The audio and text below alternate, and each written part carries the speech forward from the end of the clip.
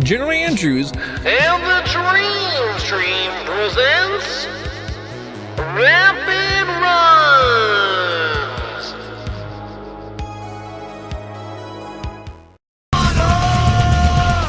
Runs! Crippling conditions, that kind of stuff. You can only rest at your ship, you can only fast travel to your ship, so it's a very hard playthrough to get through, but somebody figured out a way to do this run in a very short period of time, about 20 minutes, and just run through it. And once again, it's all stuff that you can do without doing anything really crazy. It's just how you spend your points and where you go. One of the things that the developers did do is they actually made this harder. The original speedrun is considerably more streamlined and can be done completely pacifist. You don't have to fight a single enemy. For my particular run, I have to fight one enemy because they placed him in a room, and I'll explain that as we get through near the beginning of the run, that just puts him in the way. You can't slip by him unless you really want to waste time. So what I'm doing here, we haven't started the run yet, is we're just setting up our character's stats. We drop all of these, which also sets up another one of the Outer World speedruns, all of these to their minimum.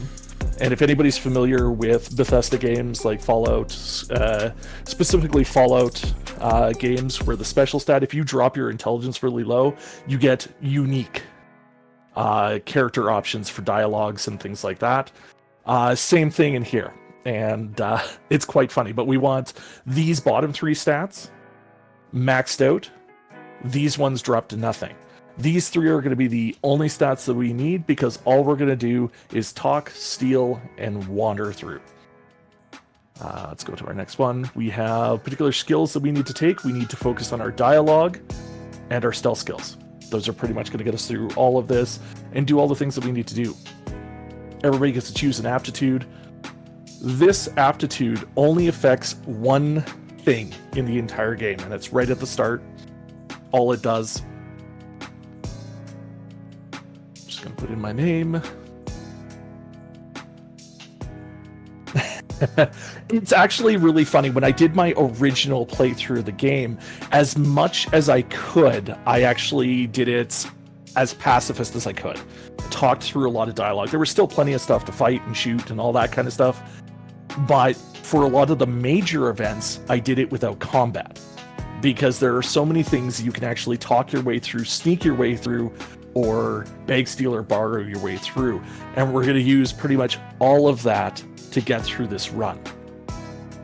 And that's what makes it so fascinating about it, because it's literally just taking it's just taking an important part of certain styles of play and just turning into a speedrun that you actually can't really do any other way. You can't go shooting your way through to do it faster.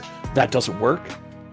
This is the only way it works, because everything else takes time. And if you were doing this on Supernova, well, there's a lot of people with a lot of guns, and you don't have that many when you're trying to do it fast.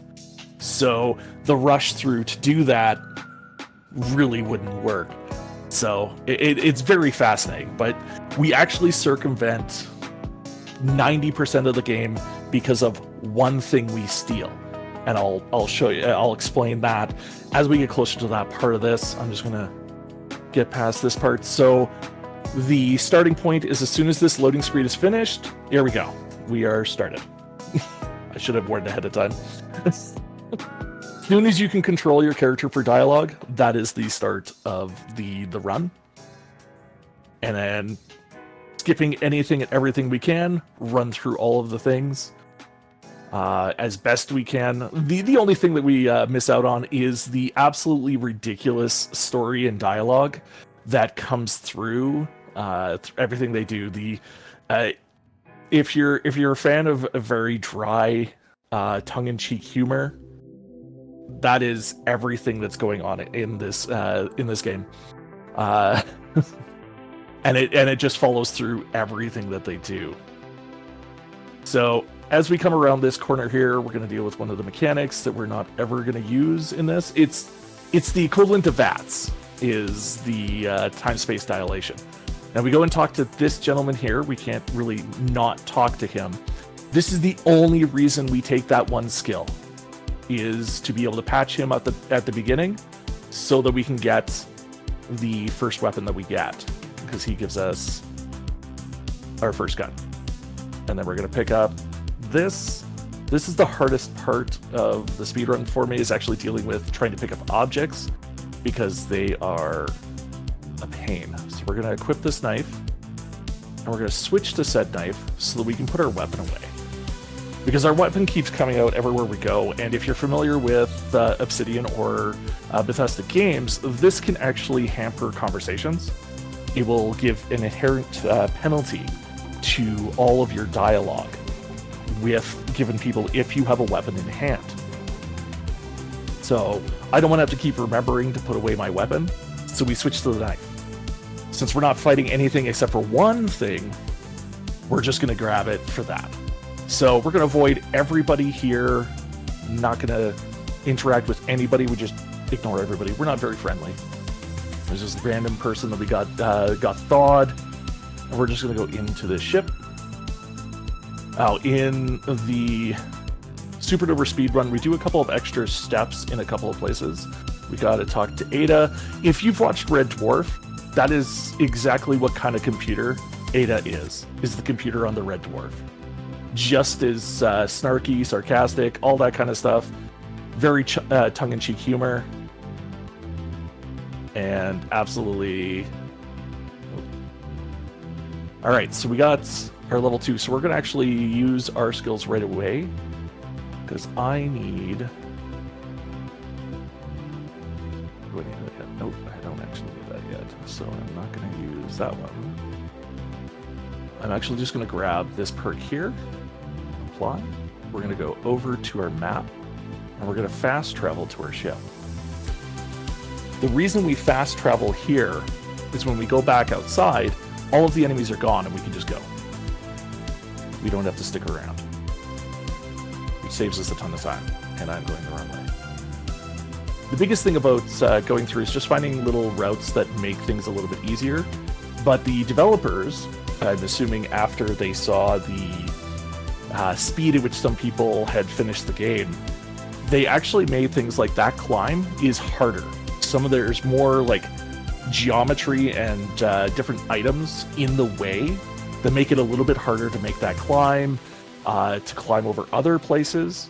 And there are objects and difficulties that they changed, not much, but they changed so that it would be moderately more challenging. They didn't outright make the speedrun impossible, but they did make it harder.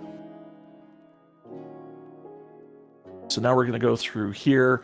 Something to think about, and something I chuckle about. It took us about 4 minutes to get here, to get to Edgewater. You could go and wander and get lost and fight through, and by the time we would finish this run, you actually might not have even reached Edgewater yet.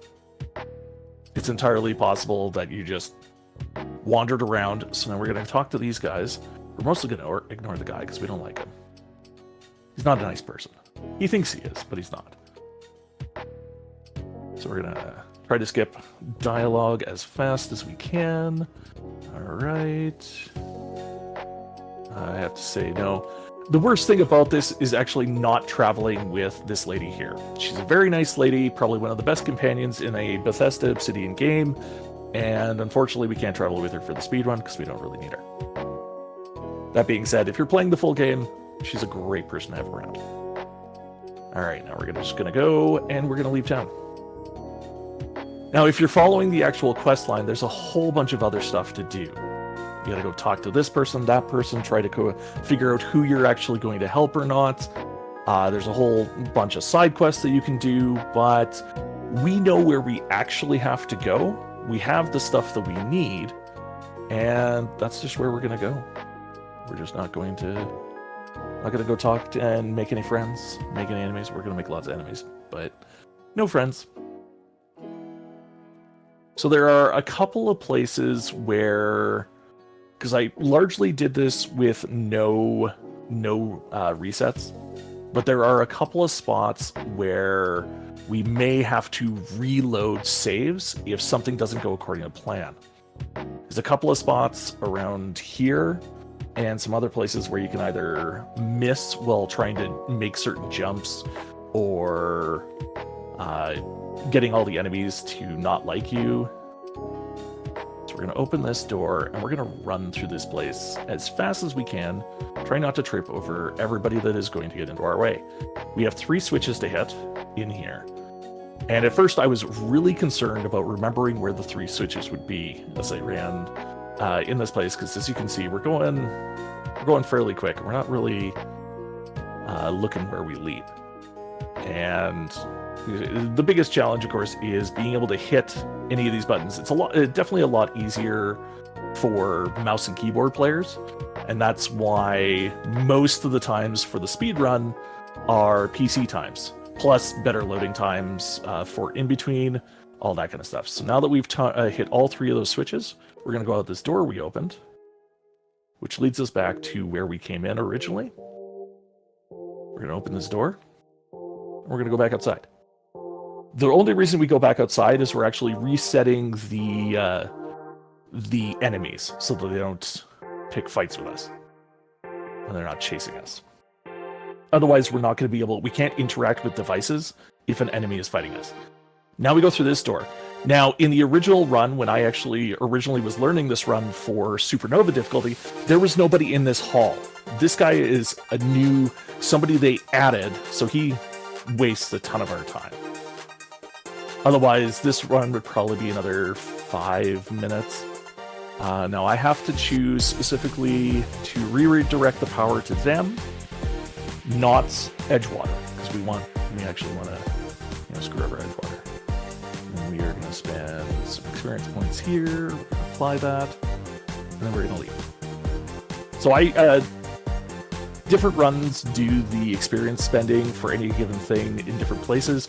I try to do it as soon as possible because I've forgotten it.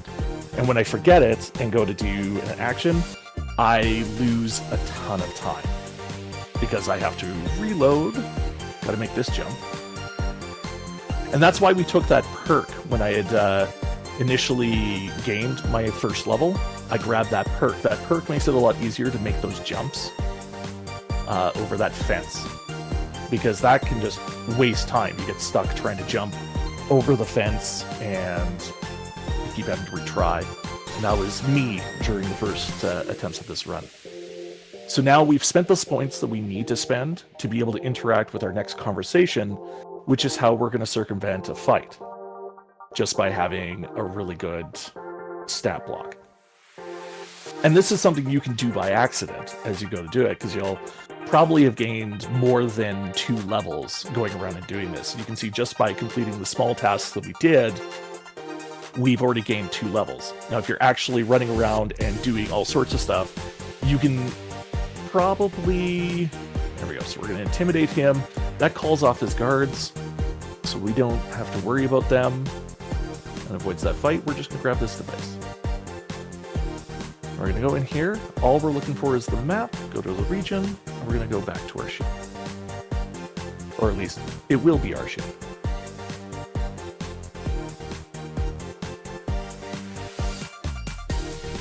As far as being on any given planet, this is the longest part of the speedrun for any planet, is Edgewater.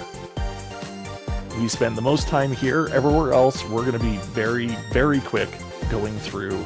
We're not going to spend any time anywhere for very long. Now we're going to go over here. We're going to speak Ada. I'll leave this conversation and head to space.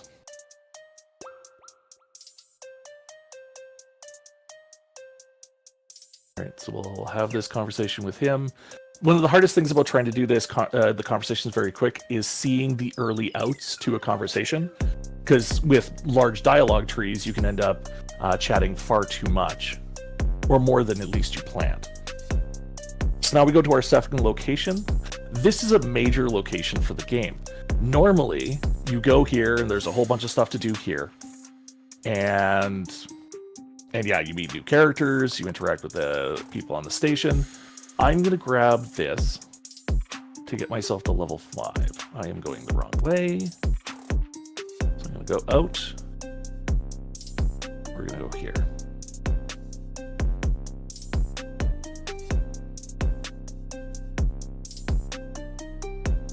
Now I can do this at any point after getting to level 5, but what we can do is now we're going to spend points to get our lockpick to 50. And we're going to go through here. And we have some dialogue here. Yeah, you know what? And absolutely, like, thankfully, I'm not spoiling a whole lot. This is this is definitely one to completely sink your teeth into. You'll have a ton of fun with it. There's lots of interesting weapons, interesting characters. You know, let's get that dialogue. Yes, yeah, I totally get that with Liza P. I enjoyed playing that one as well. Basically, if it's an RPG, I've probably played it. Or trying to play it, or trying to add it to my collection. And recently went through Liza P. I've been on a Soulsborne kick for the last little while. So this is a major point. This is actually going to allow us to circumvent a huge chunk of the game. We are going to go in here, take this, and leave. That item, getting that item, basically requires probably about 15 hours of the game to do everything you need to do to get that item. If not longer, depending on how much time you spend going around. There is an entire planet that we circumvent just by grabbing that way. We're gonna... Oh. I guess this will catch. Alright, so we give him back the seal, because we have to give him the seal. This gives us access to another planet.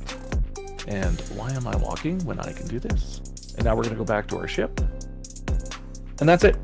That is the Groundbreaker. There is a ton of stuff to do here. Normally, you're also sent off to several different planets. And you officially go to none of those. And now we're going to go back to Terra 2, but we're going to go to a different part of Terra 2. We grabbed an item from our cabin that is going to be essential for this area.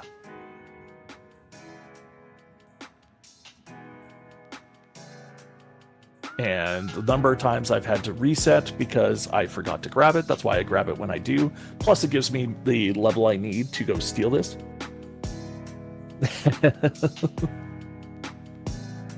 Because there are no strings on him. We're going to go through and we're going to go upstairs. Now, this is another part that can cause me to reset because there's a very finicky thing we have to do. I need to go talk to this guy, but not talk to him. I'm going to come up here, put my knife away, crouch, and I'm going to try to pickpocket from him. And then, nope, okay, I have to reset.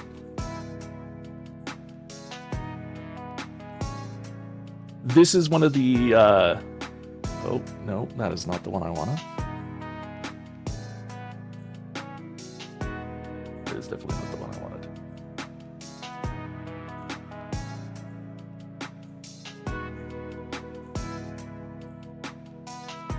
So, oh, no. How far back did that take me? I think I have to go all the way back. Alright, so that didn't go according to plan. The autosave is not very nice, is my only problem with it. I have to check my journal. Have I spent my experience? That is the question. I have not. You can't... it's a waste of time to try to save. That's the problem. You're actually wasting time every time you try to save. It should have saved going into the building, but it looks like it did not. So we're just going to see this part again.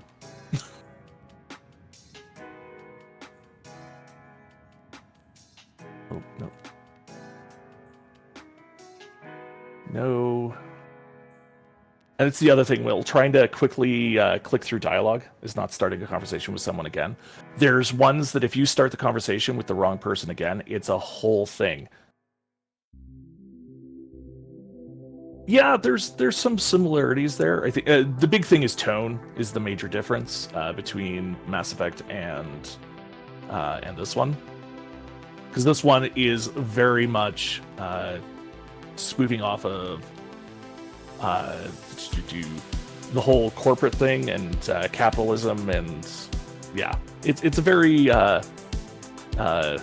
sharp mockery of how that system works.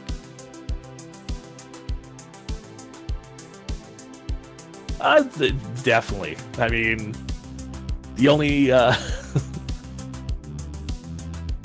yeah, I think it's got enough of that that mix. Thankfully, this part actually doesn't take long. Oops, I didn't want to add that. All right, no big deal. Okay.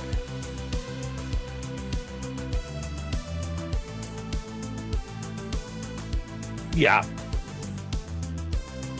Well, that's just it. They definitely took everything that they had learned making New Vegas and pushed it much further, right? You know, it's a considerably, I'd say it's considerably more polished as well for as it is, and looking forward to the fact that they are working on a second one. Okay, so back to where we were. So once again, it's that guy. That guy is my problem, because I have to interact with him long enough to get him to notice that I'm pickpocketing him, but not he can't get up fast enough so I can walk away. And you'll see what the aim of the effort is, because I need to open that door, and he can open it just by walking by it. So now he's going to run up to me, and I'm going to say nothing at all, and then we're going to go in here. And once again, this circumvents a ton of stuff. We're going to view this, print this card, exit, skip this. So this also gets us like the major plot secrets and all that kind of stuff. Now, if we talk to him again, we get a whole conversation we don't want. It wastes a ton of time. So, and I forgot to mention it going back to the stealing of the seal. Yeah, there's some of that there too. If you actually check some of the original videos for the speedrun for this, the difficulty to steal from that safe is 5 points lower in their videos. So at some point later in the updates, they actually increase the difficulty of that. So that's why I actually put my my lockpick to 50 as opposed to 45, which is what they do.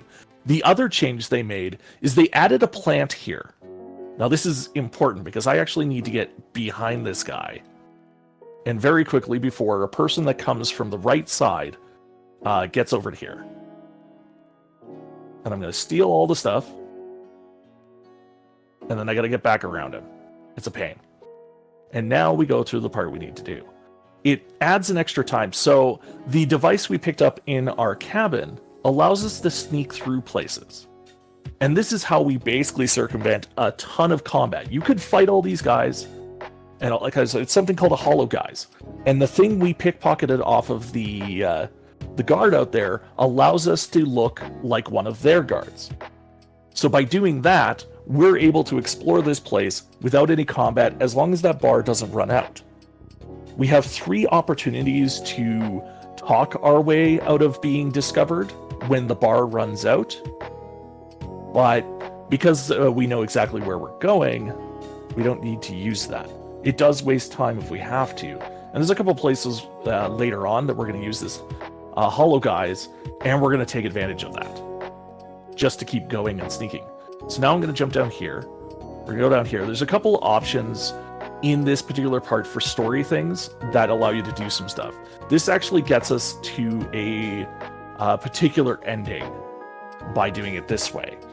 If we do it a different way, you get it helps change the ending, at least slightly. Yeah, I've played through all of the BioShock games. It's I think definitely one compared to the other two. This one has a certain elements of that, just kind of the way the world is set and its commentary. So I have to leave the building to be able to fast travel. Inside the building, I can't. But we want to keep going back to our ship. Now, on Supernova difficulty, that's the only place we can fast travel to anyway. So it ends up working in our favor. All right, so we have this lady talking to us. Mostly I want to ignore her. But because we were actually supposed to meet with her, and we just don't. Yeah, especially with the BioShock collection, it's definitely worth checking out. All right, so now we are going to go meet our benefactor. A paranoid and crazy old man. Yes, yeah, I haven't had a chance to play the remake yet, but looking forward to seeing what that has to do. There's a dialogue option that I can escape, and I gotta pay attention for it because I keep missing it.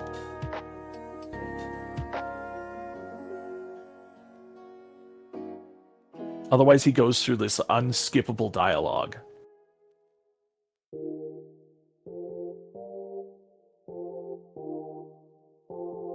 And then we go do the same thing, go back to the ship. So places like this are super short little stop-ins, unless you go and explore everything.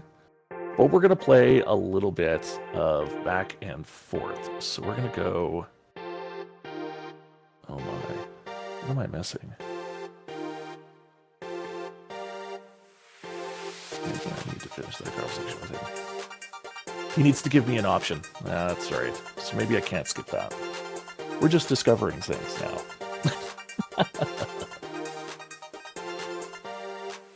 Yeah, he has to send me somewhere. And he's not sending me somewhere.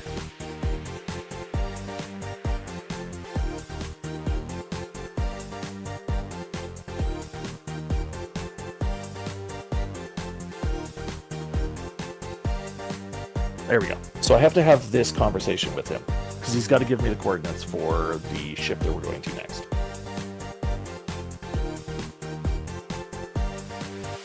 Now we can go. I was hoping I could skip that dialogue, but apparently we can't. Okay, so now we have the option to go here, and now we're going to go to this place, the Hope. This is a potentially, like, really long, another one of those potentially long sections. But because we have our holo guys, we can actually make it a little easier. Now, one of the other things they did do, is, from what I can tell, is make the holo guys run out a little bit faster. So there's one section where in the original run, we would actually be able to go through without any like extra little bits, but we cannot do that now. We actually have to do a little hop and skip, and I'll show you what I mean in a second here.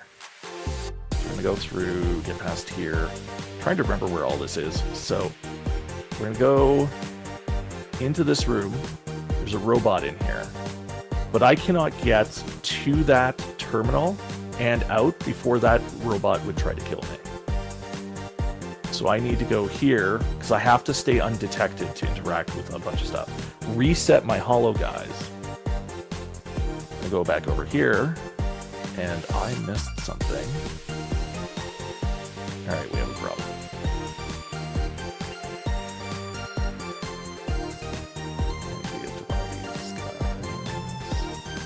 So I need to talk to this person. Just to reset my holo guys. So you see, that resets it. It's lots of steps. I miss a couple of those steps. So go over here. We're going to interact with this. We're going to patch in. I got a level. I'm going to run through and do this again. So I got to be careful because sometimes it resets the difficulty for how much we skip. We got to walk through these guys, make sure they're not in our way. Enough.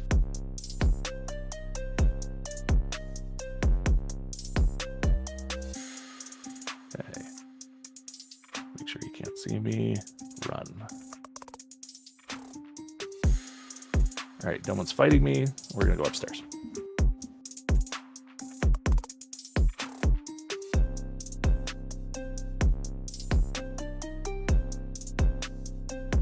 I have a love-hate relationship with my my backlog.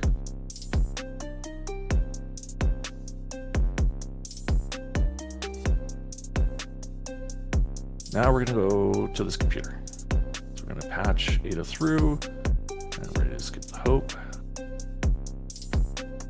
Good. Now this at this point, actually, there is a second type of speedrun where you can actually end the game right here. And that would be our incentive to actually do that part of the run to get to that point. Okay, ignore those guys. That resets this. Go downstairs.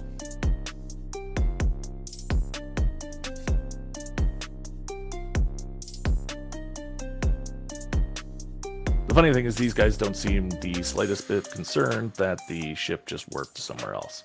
You know. Oh, get out of my way, sir.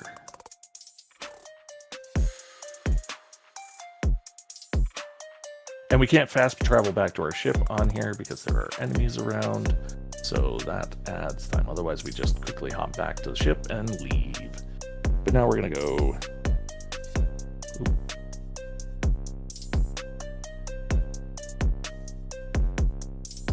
Now we get back onto the Unreliable. Heck of a thing to name your ship, the Unreliable. For this one, probably about 25 to 35 minutes. I'm running a little high because we had to redo a couple of things here, but now we're going to run to Phineas's lab. This is important. We're going to go back out here.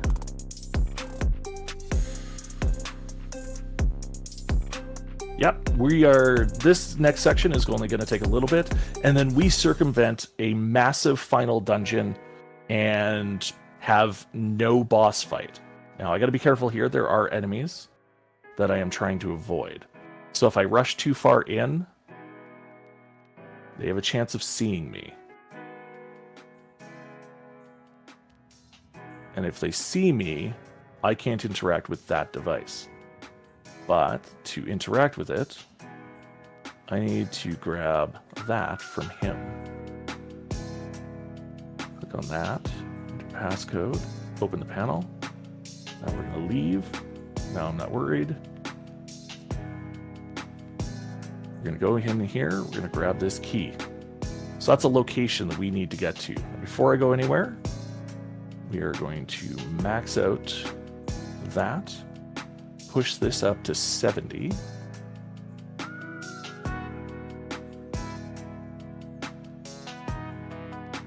And then, nope, I just healed myself.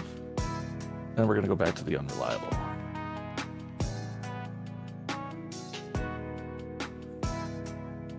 So that's all we had to do there. Once again, you could fight your way through that. Now we're going to go to Tartarus. This is the last area of the game. Would you like to continue? Nope, I don't want to save.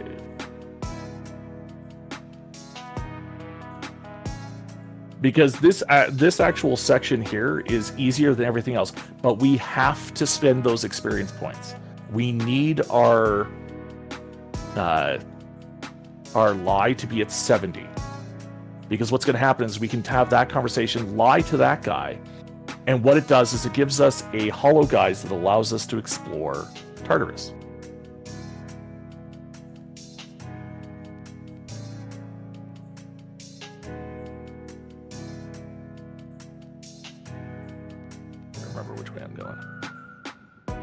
From there, we're going to go over here. Grab this. And not fail at jumping. So this is a not good thing, because we don't want to use up our hollow guys just trying to get through here.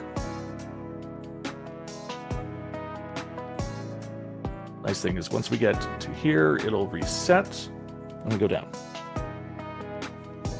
So this whole place is a massive one where you're going to go through level after level, sneaking or fighting your way through. However, we're not going to do any of that. We're going to sneak. We're not going to do any fighting, and we're going to circumvent 75% of the place, if not more, unless I get lost in the corner. So we're going to come down here. And we're just going to run past all these guys, let the hull guys do its work. Up and up. Past this guy. Up this ladder.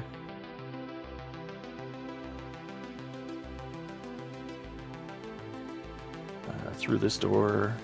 It resets again. Now we go into the pit itself. As you can see, this place is massive. We're going to circumvent a whole bunch of it. Normally, I'd also have points put into my lockpick just to make that a little bit faster. But we're going to go this way instead of going the other way. We're going to take this lift. Normally, you're going to go all around, all the way over here to get to this lift. You're going to have to do a bunch of stuff, probably fight a bunch of guys or talk to them. So I'm going to go past these two. Past the door it wants me to go into. I'm going to have a conversation with these guys because all my guys I needed reset. So I'll lie to him. And then we're going to go here. Maybe.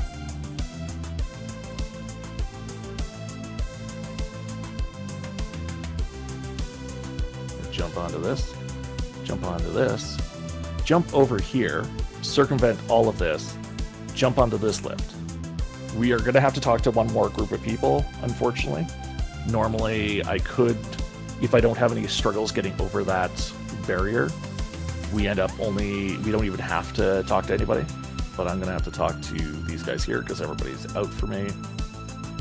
Oh. Okay, apparently they did a whole bunch of damage. That didn't work. Continue.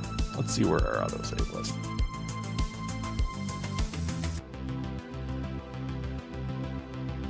Oh, good. So we went too long without talking to somebody, so they eventually just had enough of my my bull and decided to end me. And because we're at the end game, we're level 9, where last time I did this, when I did a full playthrough, I was max level by the time I got here because I did all the things, really good armor. Like, we're pretty much wearing the clothes on our back and a little knife. So we're not particularly scary.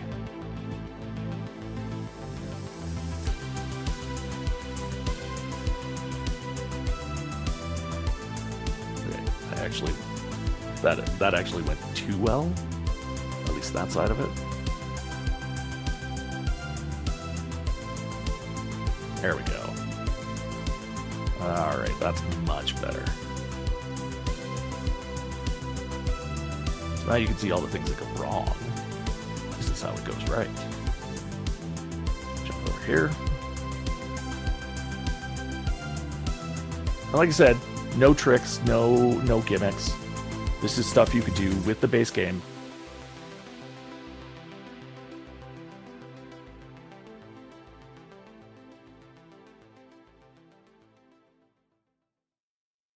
Now, there was a reason we picked our stats the way they were.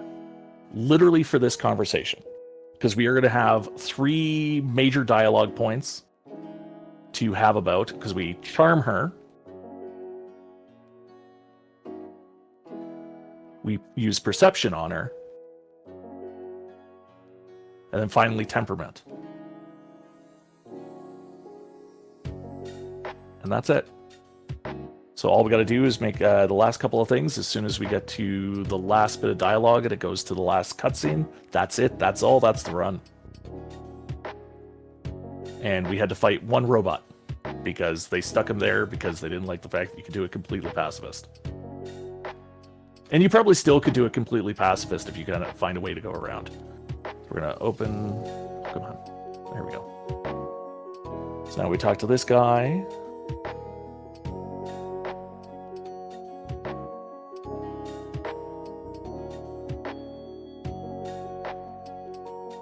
We go through our dialogue and time. Probably was a 36:29. My time says 36:30.01, but reaction time, right? So I think 36:29. Yeah, there was a few mistakes in there. Okay, okay. a lot of resets. My current time, I'd have to go look. But yeah, my current time.